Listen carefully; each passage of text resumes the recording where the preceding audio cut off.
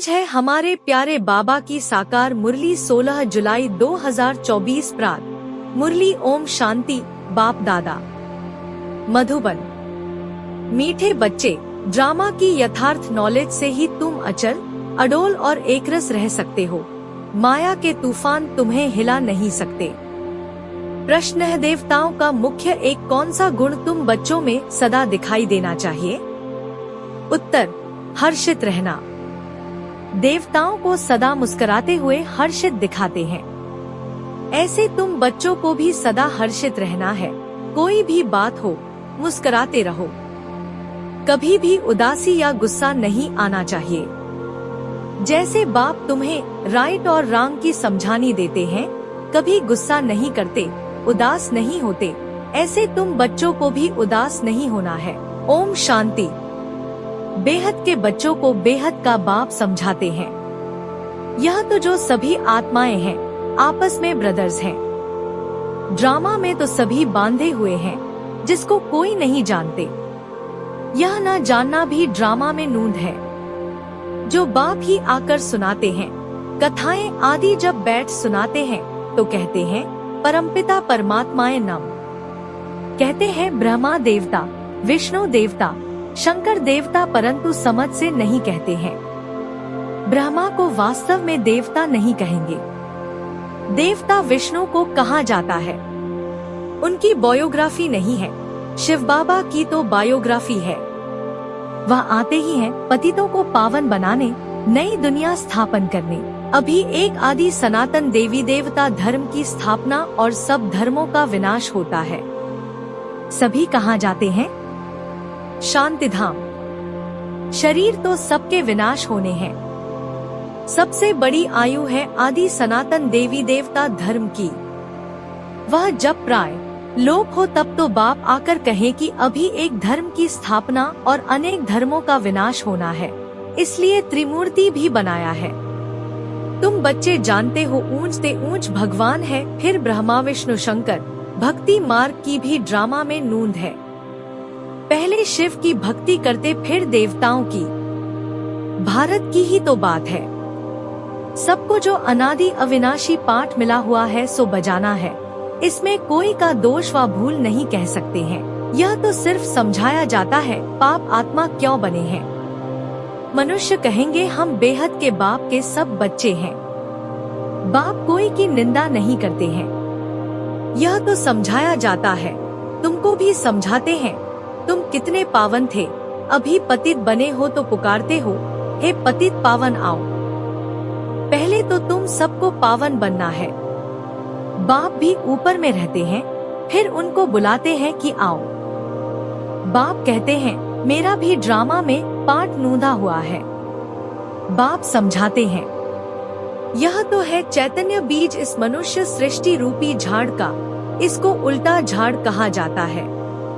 बाप तो है नॉलेजफुल, उनको सारे झाड़ की नॉलेज है। यह है वही गीता की नॉलेज। यहाँ बाबा कोई श्लोक आदि नहीं उच्चारते हैं। बाप समझाते हैं यह है पढ़ाई, इसमें श्लोक आदि की दरकार नहीं। तुम्हारा है बेहद का वैराग्य। शंकराचार्य आते हैं, तब वह बैठ सिखलाते हैं घर बार से वैराग्य। वह भी शुरू में शास्त्र आदि नहीं सिखाते। जब बहुत वृद्धि होती जाती है तब शास्त्र बनाने शुरू करते हैं।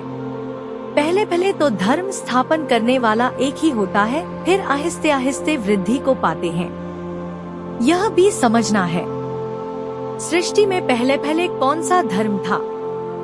अभी तो अनेक धर्म हैं। आदि सनातन देवी देवता धर्म था, जिसको स्वर्ग हेवन कहते हैं। तुम बच्चे रचिता और रचना को जानने से आस्तिक बन जाते हो।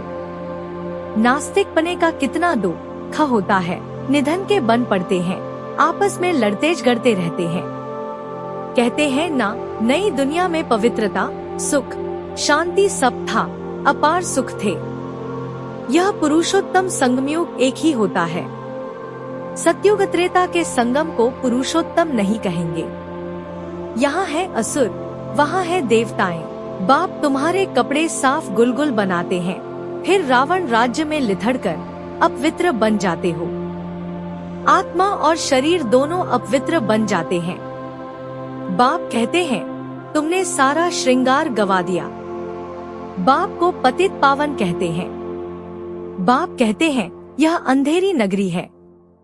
भगवान को सर्वव्यापी कह दिया है। जो कुछ हुआ वह हूबहू रिपीट होगा, इसमें मूझने की दरकार नहीं है। 5000 वर्ष में कितने मिनट, घंटे, सेकंड हैं? एक बच्चे ने सब धर्म वालों का हिसाब निकाल कर भेजा था, इसमें भी बुद्धि व्यर्थ की होगी। बाबा तो ऐसे ही समझाते हैं कि दुनिया कैसे चलती है।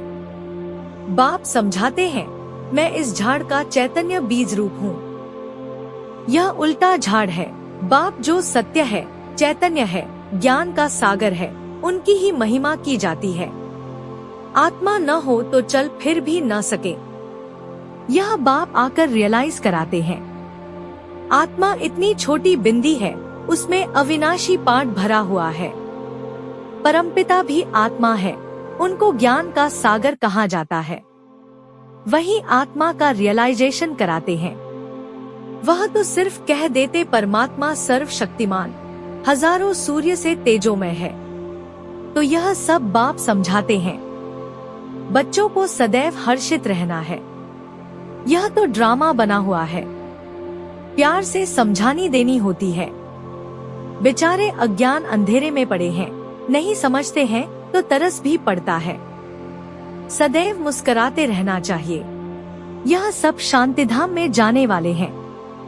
सब चाहते भी शांति ही है। तो बाप ही रियल समझाते हैं। अभी तुम जानते हो कि यह खेल बना हुआ है। ड्रामा में हर एक को पाठ मिला हुआ है। इसमें बड़ी अचल स्थैर्यम बुद्धि चाहिए। जब तक अचल अडोल एकर्स अवस्था नहीं, तब तक पुरुषार्थ कैसे करेंगे? कुछ भी हो, भल तूफान आए परंतु स्थैर्यम रहना है। माया के तूफान तो ढेर आएंगे और पिछाड़ी तक आएंगे। अवस्था मजबूत चाहिए। यह है गुप्त मेहनत। कई बच्चे पुरुषार्थ कर तूफान को उड़ाते रहते हैं। जितना जो पास होगा उतना ऊंच पद पाएगा।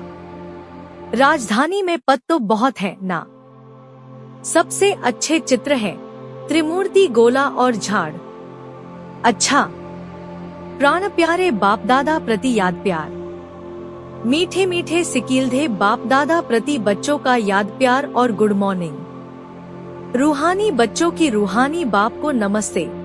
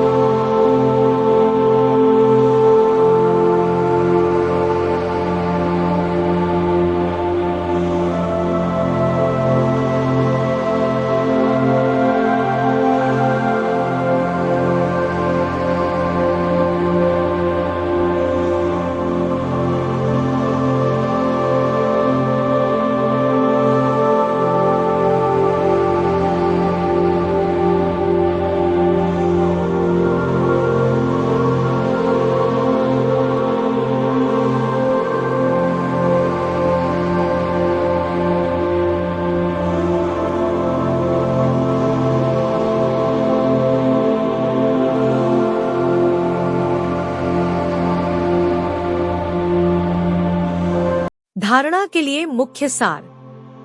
1. इस पुरुषोत्तम संगमयुग पर पवित्र बन स्वयं का श्रृंगार करना है। कभी भी माया की धूल में लिथड़कर श्रृंगार बिगाड़ना नहीं है। 2. इस ड्रामा को यथार्थ रीति समझकर अपनी अवस्था अचल, अडोल, स्थैर्यम बनानी है।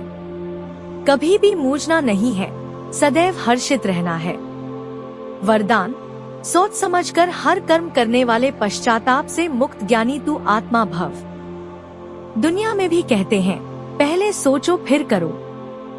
जो सोचकर नहीं करते, करके फिर सोचते हैं, तो पश्चाताप का रूप हो जाता है। पीछे सोचना यह पश्चाताप का रूप है और पहले सोचना यह ज्ञानी तू आत्मा का गुण है।